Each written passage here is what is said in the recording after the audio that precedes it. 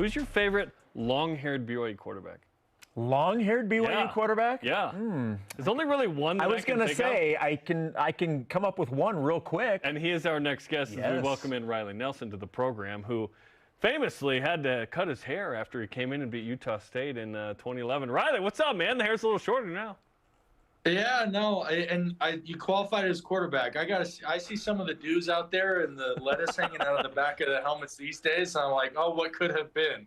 I don't even know if you could classify mine as long by today's standards. But that same thing could be said for a lot of things about the state and game of college football, not just the hair lengths. Hey, I love when the hair's poking out of the helmet. I just think it looks great. And you would have been fine nowadays. You know what I mean? And you would have had NIL. You would have had, you went in the transfer portal before there was a portal. It all happened. But let's talk about the quarterback situation specifically at BYU. If BYU were to play a game today, who would be your starting quarterback and why? It's a really hard question for me to answer because I'm so distant from the evaluation, right? I wasn't in there in spring ball, but I was there on alumni day. I was able to catch a little bit of practice on another day. So judging off about a cumulative of one and like a third practices, from what it looked like to me, it's going to be Jake Retzlaff. I think he showed enough promise in the Final Four games or in his play towards the end of last year, and then enough command of the offense in spring without any significant challengers. I really didn't see anybody who was right there. You can feel it, right? Like when there's a QB battle, an intense QB battle, and the team really doesn't know like who the guy would be, you can feel it when you step on the field in practice. It did not feel like that in my very small exposure to spring ball. It felt like it was Jake's job. Obviously, you got Bohannon, who was kind of new, but the sense around him was like, dude's built like a brick house, like all these things, but the command of the offense isn't there. He, needs more time. Maybe he's got a chance to really give Jake a run for his money in the fall. But you're starting game one. It's Retzlaff. Riley, you obviously know what it's like to be in a quarterback battle and to go through that. Can you kind of explain what that's like to be in the middle of, and every day you're going out there trying to prove yourself? Take our fans through what that's like to be a part of.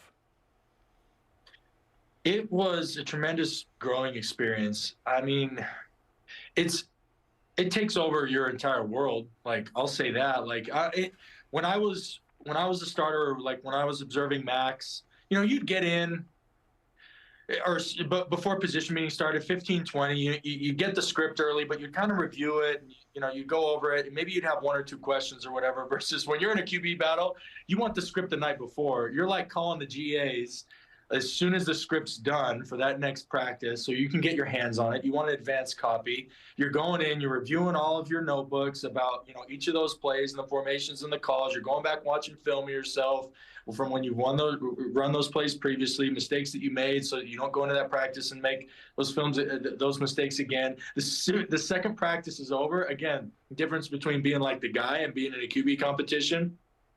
Before you even shower, you go back up to the room, and thank goodness for the video guys, right? But most often time, they wouldn't have it all labeled and everything, but they'd have practice up there, and you'd watch every single rep, what you did right, what you didn't do right, and again, not to try and like repeat and compound, and it just totally engulfs you, which in some ways that's good because it makes for extreme levels of progression in a short period of time, but it's not sustainable over the long term. So once you do earn the right to be the starting quarterback, you have to pull. It's like a car running at high RPMs. You have to shift it down a little bit, otherwise the engine's going to blow, and do that. But it was one of the most intense and at times tense, right? As far as like talking about relationships and in the locker rooms and meeting rooms and things.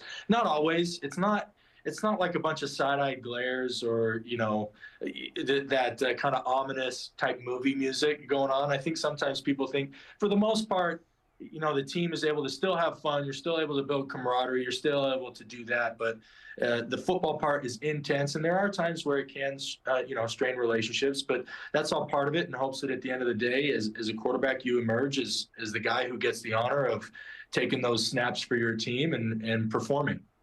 And if it is Jake Retzlaff, I'm convinced that Gary Bohannon's going to start at some point, and who knows, maybe somebody else.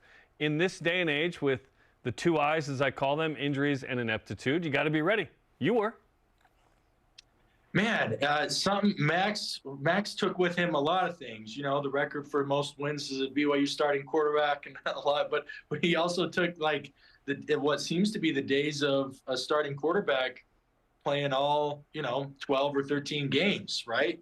John was able to do that his junior senior year. Max did it all his 3 years as a starter, and so guys, if anybody knows a good witch doctor out there, I would be willing to go down there. They're big on that around these parts.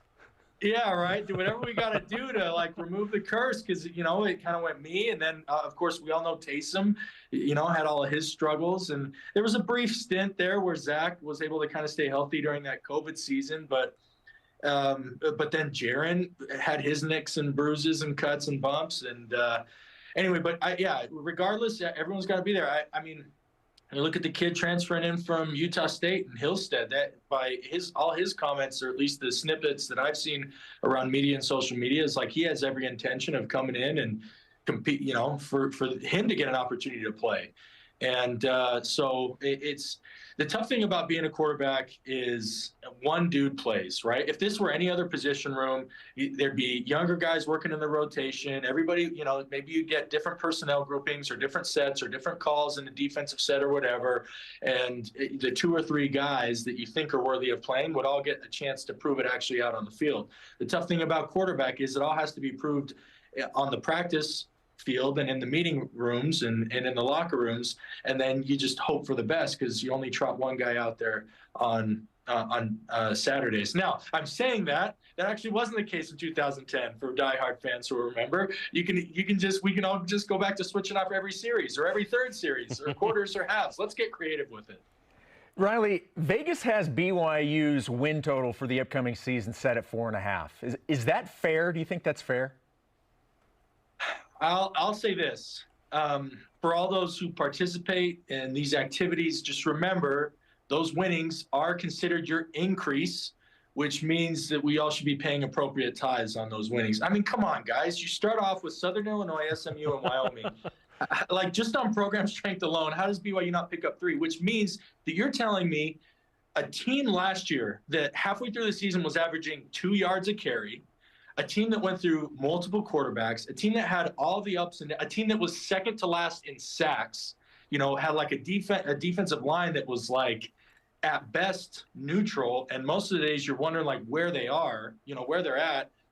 They ended up on a team with all those question marks and all those glaring response, had 5 wins. And oh, by the way, if it weren't for a 14-point swing on a pick 6 against Oklahoma, and they had their chances pushing Oklahoma State to overtime the last game of the. I mean, there's a 6th and a 7th if the ball bounces a little bit differently there on a team that had significant deficiencies, which there's no guarantee that you are able to plug those holes. But I do think Coach Sitake, and with some of the coaching changes that have been made both last year and this, there's reason for optimism. And so that's why I'm doubling down on saying, anybody that places that wager, remember to take that increase and carve out 10%, because it all goes back to support.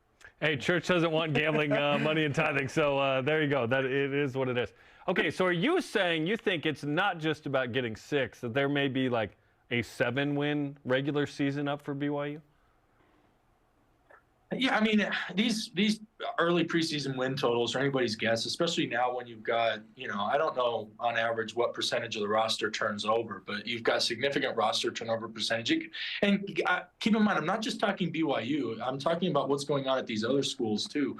The chemistry means a lot, and the way that guys clicks and personalities and coaches and position rooms and players within those position rooms, a lot can swing from one season to another in today's college football environment. So I'm just saying you look at a TCU who just completely, and I apologize, guys, I haven't memorized the schedule, but let's say they were on this 2024, we went down to Fort Worth and just absolutely got, that game was uncompetitive from about 13 minutes left in the first quarter, right? It was obvious to see, but you never know what's going down at TCU. You never know what's changed in their environment, where they're, their key players and things like that. So just from year to year, it's so hard to project what guys can be. But I'm just saying on program strength alone, how does BYU not pick up, how do they not pick up at least 3 wins in the preseason? Then you're saying they can't, talking about beating the 4.5.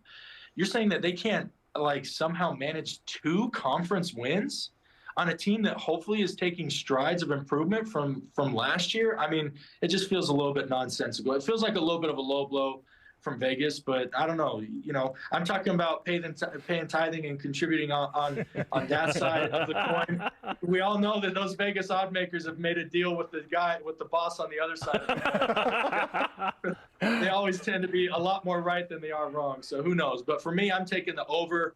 I'm to your point, Jarom, I'm thinking we take that step forward, at least to bowl eligibility. And like I said, you look at those Oklahoma and Oklahoma State games, you get a couple ball bounces in your favor, and you're already to 7 wins last year. I don't think last year's win, I think if they were 7, that would have been a little bit of a paper tiger. I don't think they were a 7-year team, but if the improvements are made on the offensive and defensive lines, I think they've gotten better as far as weapons on the outside. If Retzlaff can continue to build, not just be the same guy he was last year, build on the player that he was last year, and then you're kind of neutral at the other positions, but you've got young guys like LJ Martin. Anyway, I'm rattling off a lot of reasons for optimism, which I think is our special as Cougar Nation, but to me, that's what I'm looking for is bowl eligibility, and I think is probably what this team is built to be. And then, like I said, you get a couple balls bounce your way, and you could be up into 7 wins. A really, really miraculous is too strong of a word, but a really, really strong season, be 8-4. As tough as it was last year, maybe BYU, gets over the hump and isn't just bowl eligible. Maybe there's another win there. We'll see. SMU's pretty good, man. 11 wins last year, and that's a road game in non-conference. At Wyoming, this is a game you played in 2009, I remember, because I was there in Laramie. I don't know why, but I was there, so I'll try and avoid it this year. But, Riley, we appreciate the time, and thanks for coming on, as always. Thanks, Riley. Always a pleasure to be on with you. Thanks.